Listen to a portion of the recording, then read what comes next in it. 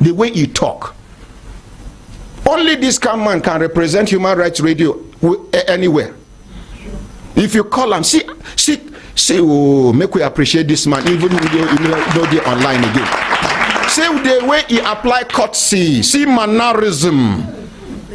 Every part of the 36 states straight to the point. I've been thinking, say, you go begin do mago. You say, no, hold the line. Everybody can hear the extension of the intercom. Making you beg for what you're begging. Seeing your culture fades away. The man is not on his desk and he's not within the premises. Simple. And he will take it over from the disenfranchised. Or a nation is as prosperous as the health of its people. In order to give a voice to the plights, the pains, and the challenges of the original inhabitants of FCT, Abuja Original Inhabitants Youth Empowerment Organization, with support from Makato Foundation, True Christ, brings to you the whole scope. In this program, we'll bring you resource persons in various fields to dissect, analyze, discuss, evaluate, and provide solutions to some of the issues. Join us every Wednesday by 4 p.m. on Human Rights Radio and Television, 101.1 FM, and all our social media platforms. The whole scope, justice for the FCTOIs. My name is Blessed Moses, and this is The Whole Scope. The Whole Scope is a program that talks about the plight, the challenges, and the cries of the original inhabitants of FCT.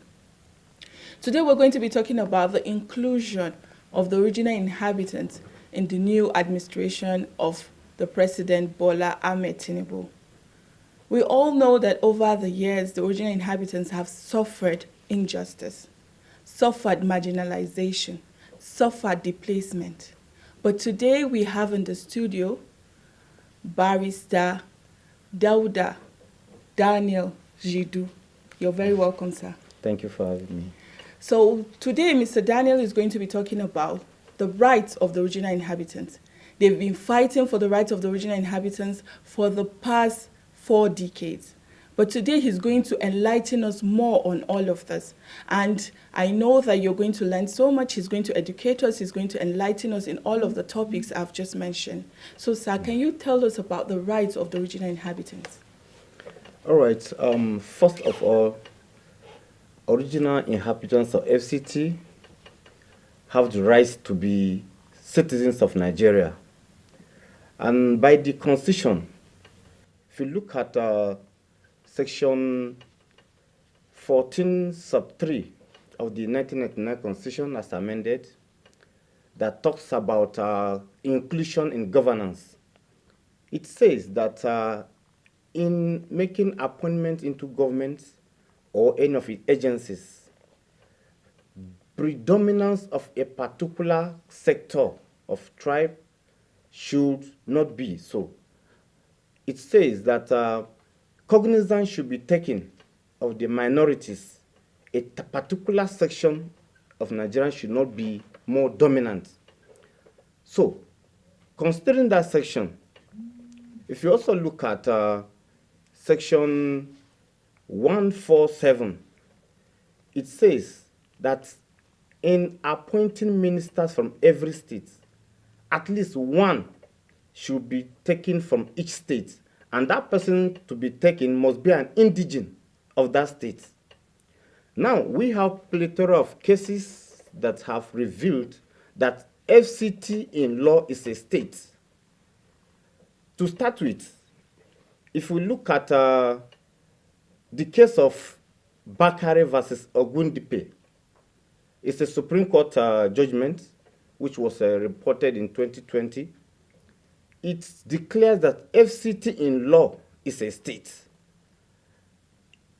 So, also, if you take a look at the case of Okoyede versus FCDA, it is a 2005 case.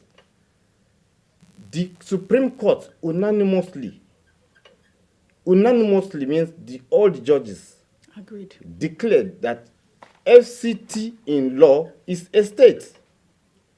Then, if you juxtapose this with section 299, that says that FCT Abuja should be treated as one of the states, you will see that the natives of FCT have suffered so much injustices since 1999, when democracy came in. None of us have been appointed as a minister in the federal cabinet. So, here we are. The natives of FCT are like other Nigerians. Should this deprivation continue? Should we continue to suffer the pains that we didn't bargain for? You see, we didn't call the federal government to bring the capital here, but God made it so. And we have sacrificed our lands, which have not been compensated for up to today. We have sacrificed our happiness to accommodate all Nigerians.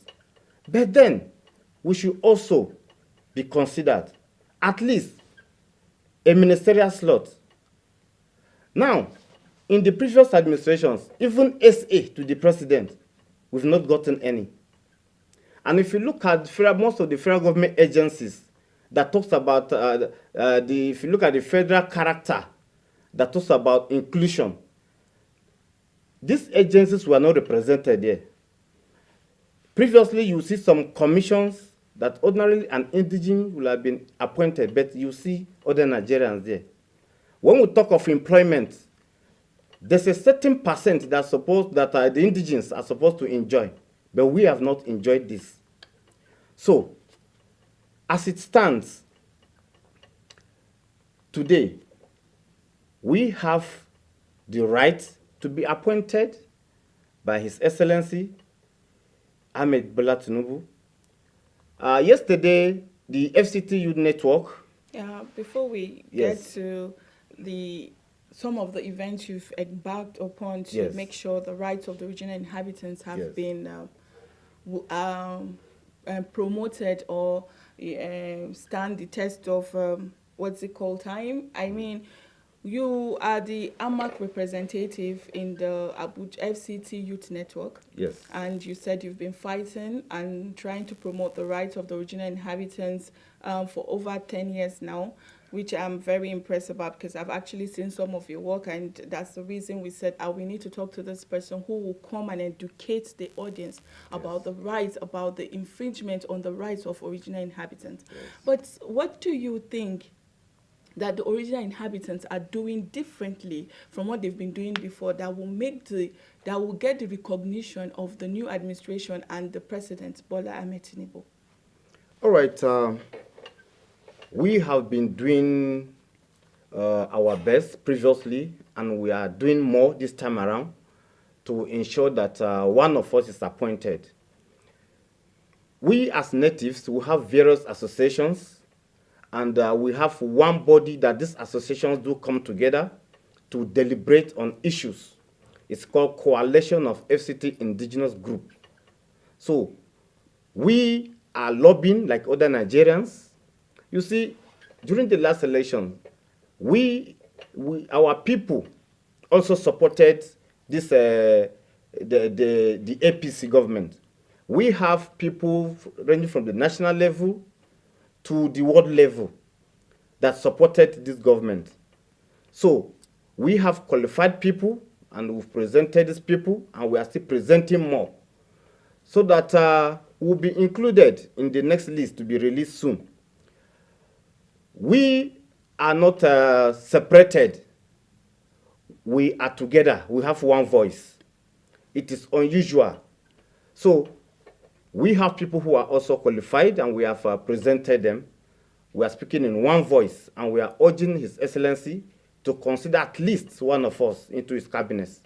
So I saw some of your events recently, and then I noticed that you're saying you're not just vying for the position of a minister of FCT alone. Mm-hmm. You're vying if whatever minister you've given, whatever you feel that your qualities, your capabilities, your qualifications suits, they should give to FCT. All you're seeking for is a seat at the Federal Executive Council, right? Yes. So what do you think? Do you think you have capable hands to handle such position, given that FCT have not been given this position since the relocation of the Nigerian's capital from Lagos to Abuja. You've not been given this opportunity, so you don't have the experience. How do you know that you have capable hands to handle such a huge responsibility? All right. First of all, we have people who have partaken in governance before. There are people who have all the criteria required. When it comes to governance, it is learnt, and our people have gone through it, they have learnt it. Our people are educated.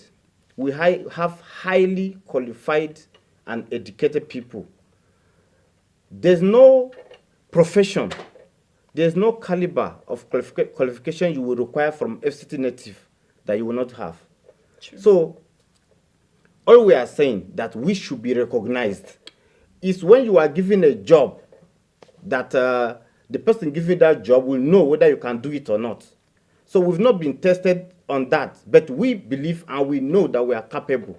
We are not saying we should be given that a position of FCT minister per se, but even if we are given that position, we will prefer it. Okay. Because whoever that will be appointed, since the person will be an FCT indigene, the person is one that knows the nooks and corners of FCT. He knows the villages, he knows where the indigents are suffering from, and other residents. So, for instance, if you are bringing somebody from Akwa Ibom, for instance, it's possible this person doesn't know where Jidu community is. This person doesn't know some villages at Abaji. True. So the person doesn't know our culture and how we do our things. Mm-hmm. But if it's someone from us, the person knows our cultures among the 9 tribes, the person has been here from birth, the person knows how to interact with the people to know their problems and solve their problems for them. That's true. That's very true. Thank you very much. We're going to go on a short break, and when we come back, we're going to continue on the conversation with Barrister Jidu. Yes. Thank you for having us. The Abuja people have come up with a consensus to guide intervention towards addressing the many challenges of original inhabitants of FCT, the Charter of Demands. After conducting strategy meeting in 6 area council of FCT, the original inhabitants came up with their demands for easy intervention, a document that will be used to hold government officials accountable to their promises and to see the implementation of the resolutions. Some of the demands contained in the Abuja OIS Charter of Demands includes non-inclusive governance structure, non-extensive governance structure, non-compensation of relocated indigenes, marginalization, finder's percentage. This document is a guide for government intervention. We know what we want. This message is brought to you by Abuja Original Inhabitant Youth Empowerment Organization, AO, with support from MacArthur Foundation through Christ. Hello and welcome back. This is the whole scope. I still have in the studio with me Barrister Daniel Dauda Jidu. Thank you for staying with us. And today I want to read a comment, a caption from Mr. President. He said, "As your incoming president, I accept the task before me. There has been talk of a government of national unity. My aim is higher than that. I seek a government of national competence. In selecting my government, I shall not be weighed down by consideration extraneous to ability and performance. The day of political gamemanship is long gone. I shall assemble competent men and women and young people from across Nigeria to build a safer, more prosperous and just Nigeria." I like this comment. So I want to say I have realized that over the course of my work with the original inhabitants, I've noticed that most of the people that are seeking for political positions as FCT natives are young and competent. I know they are competent, and I understand that they are all advocating for the rights of the original inhabitants, just like you. So I think with this comment, I'm seeing green light that we fall in the category the new administration is talking about. How do you think this will affect us and this will impact in the original inhabitants of FCT? All right, thank you.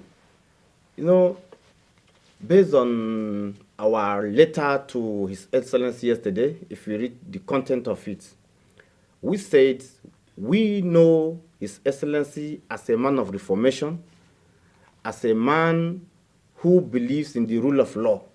He has done it before, and we believe he will do it again. And as our president, we believe he will not leave the FCT indigenes as the previous government. So we believe in him. He is a man that carries everyone along. He is a man who says who does what he says. He is a man who practices true democracy, and we so believe that he is going to carry us along. He is the kind of person who doesn't tolerate marginalization, and we believe it will not start now. That's good. Yes.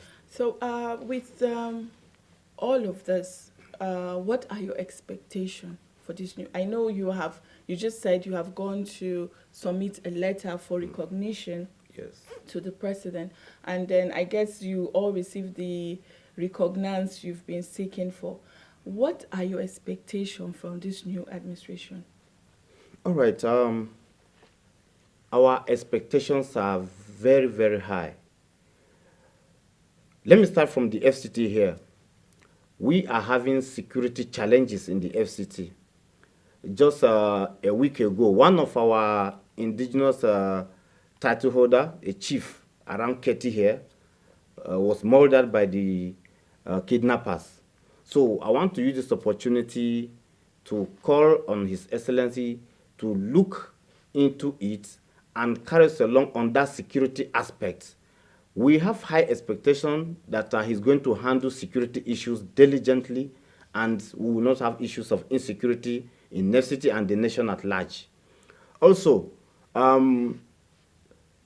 he's the kind of person that knows the people that will work with him. We are expecting him to appoint competent people, ranging from the cabinet, the security affairs, and other aspects of his government. So we have high expectations from him. We expect him to carry out a lot of reforms. There are pending reforms that we are expecting him to carry out, and we so believe that he's going to carry them out. You know, as a man who believes in the rule of law, in the previous administrations, there were a lot of court judgments compelling him to obey, but they were not obeyed. So as it stands now, we are expecting His Excellency to obey those pending court orders. Okay. Particularly, we have a pending court order, that the judgment that was delivered in 2015, the case of Musa Babapanya versus the federal government. 3 reliefs were declaratory. There was an affirmation that FCT in law is a state, and there was a compelling order mandating the president of then to immediately appoint an FCT native into his cabinet. The word forthwith was added, that a native should be appointed immediately. But that judgment was not complied with by the previous administration. So thereafter, we went to court for the implementation of that judgment. But that previous government is gone. So our hope is renewed, as His Excellency said. This is a renewed hope. Okay. As if he could obey and appoint one of us, all our agitations will be reduced, if not over completely. So we have so much expectation from him to carry us along. That's good. We hope that the President of the Federal Republic of Nigeria is listening. He will hear your plea and get solutions to all of your agitations. What are your advice to the original inhabitants in looking forward to this, and also to the President in looking forward to the original inhabitants being recognized and being appointed to the Federal Executive Council? Yes, my advice to my people is that we should continue to be law-abiding. We should continue to be obedience of rule of law. We have been known as peaceful people. Let's continue to be peaceful. There's a saying that whatever that its time has not come cannot happen. True. So now we believe that the time has come.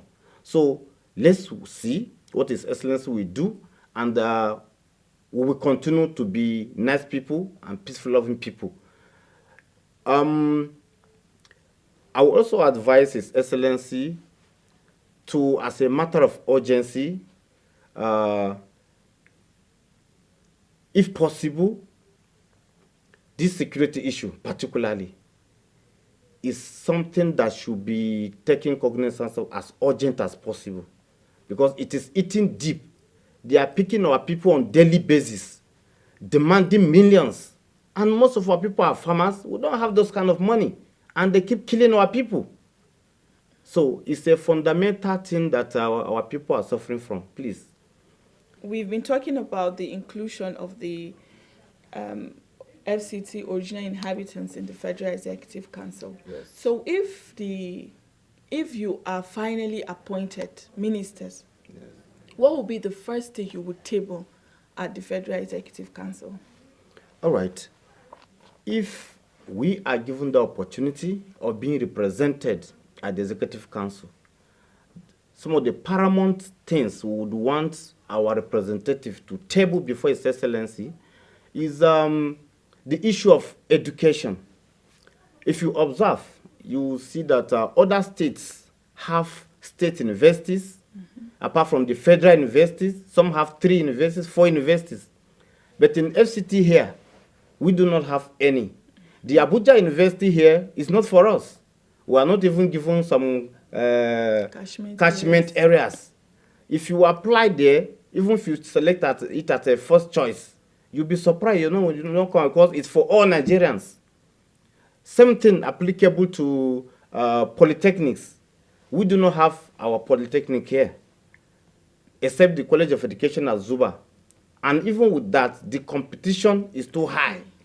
So we want, if we are given the opportunity, the first thing we would want the person representing us to table is the issue of education. Yes. So that the youths will be equipped educationally.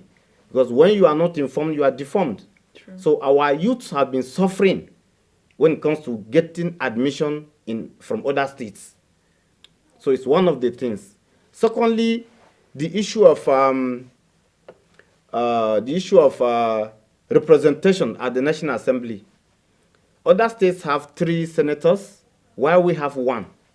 Considering the population of FCT, we are supposed to have more than that. So we would want the person to table the issue of the National Assembly representation when it comes to the next constitutional amendment, because we need to be represented. Same thing with that of a House of Representatives. We only have 2. Other states have 4 or even more. True. Then the issue of mayoral status also, this thing should be looked into, so that we will all be carried along and we will also enjoy like other Nigerians are enjoying. So That's good. But when you talk about education, yes. Are you trying to say right now most of the youth are not educated due to the lack of all of this above you've mentioned?